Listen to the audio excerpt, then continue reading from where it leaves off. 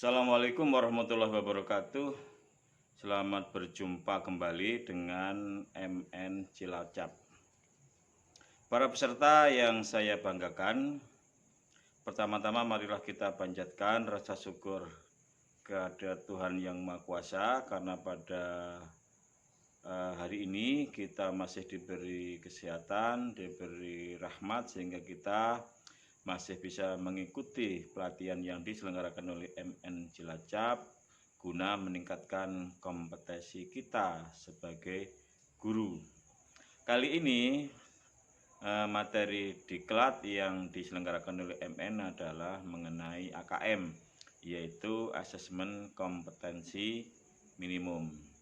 Seperti yang kita ketahui bersama bahwa pada tahun 2021 Kemdikbud menyelenggarakan asesmen yang disebut dengan asesmen nasional, di mana asesmen nasional ini terdiri dari 3 hal, yaitu asesmen kompetensi minimum atau AKM, survei karakter, dan survei lingkungan belajar.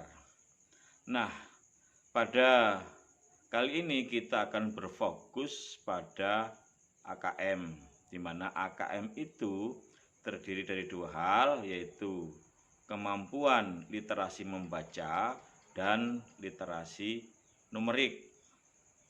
Literasi membaca ini tidak sekadar membaca saja, tetapi harus bisa memahami, menganalisis, menginterpretasi, menyimpulkan, dan lain sebagainya. Jadi tidak sekadar membaca.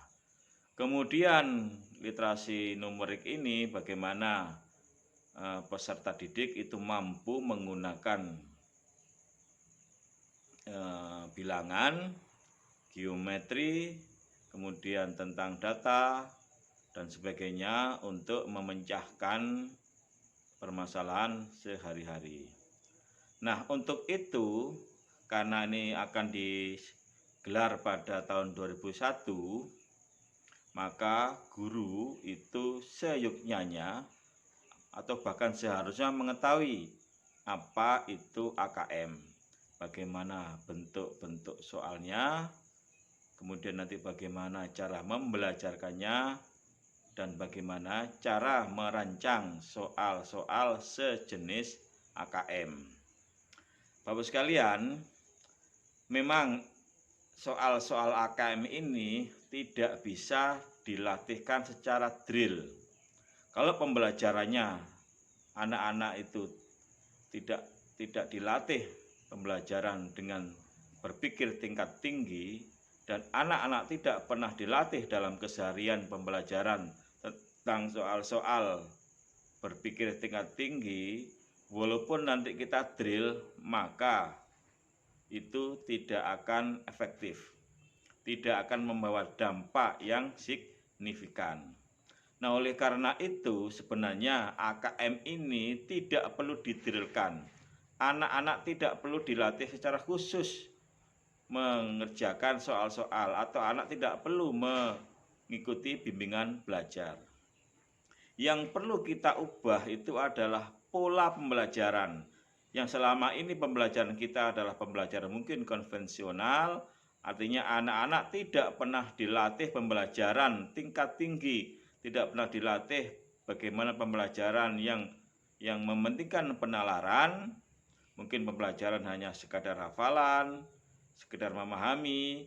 Maka kalau pembelajaran seperti itu, maka nanti anak itu tidak terbiasa berpikir tingkat tinggi, maka nanti ketika mengerjakan soal-soal AKM, maka anak-anak akan mengalami kesulitan, atau dengan kata lain nanti nilainya akan rendah.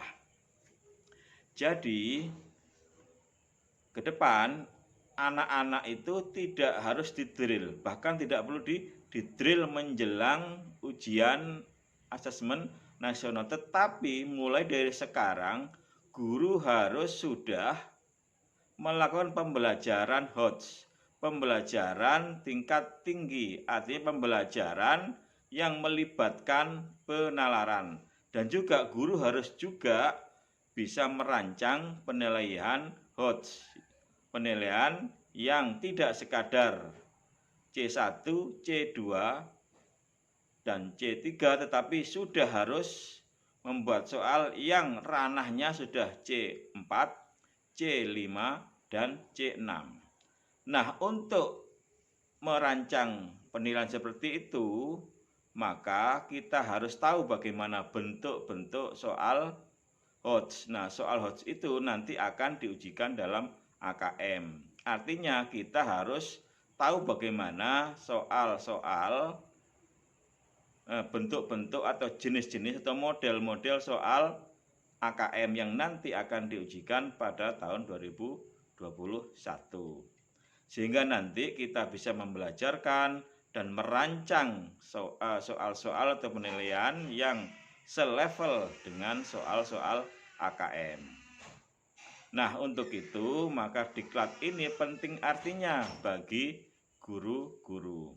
Sehingga nanti setelah selesai mengikuti diklat ini, kembali ke kelas, nanti Bapak Ibu guru peserta pelatihan bisa membuat pembelajaran dan penilaian yang sifatnya adalah HOTS, yaitu melibatkan siswa untuk berpikir tingkat tinggi.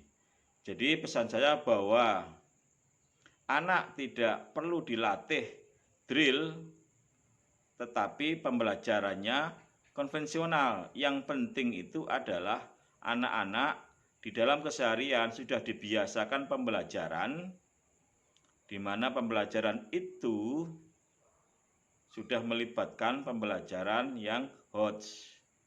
Pembelajaran HOTS itu kayak apa? Ya, pembelajaran yang melibatkan penalaran, misalkan problem based learning atau project based learning, inquiry, dan lain sebagainya. Tidak cukup hanya ceramah dan lain sebagainya. Ceramah apakah boleh? Tentu boleh, tetapi porsinya yang sekarang harus dikurangi. Oke, sampai di sini sambutan saya pada diklat kali ini. Mudah-mudahan ada manfaatnya. Salam B2M2, belajar, berbagi, memotivasi, menginspirasi. Saya akhiri. Wassalamualaikum warahmatullahi wabarakatuh.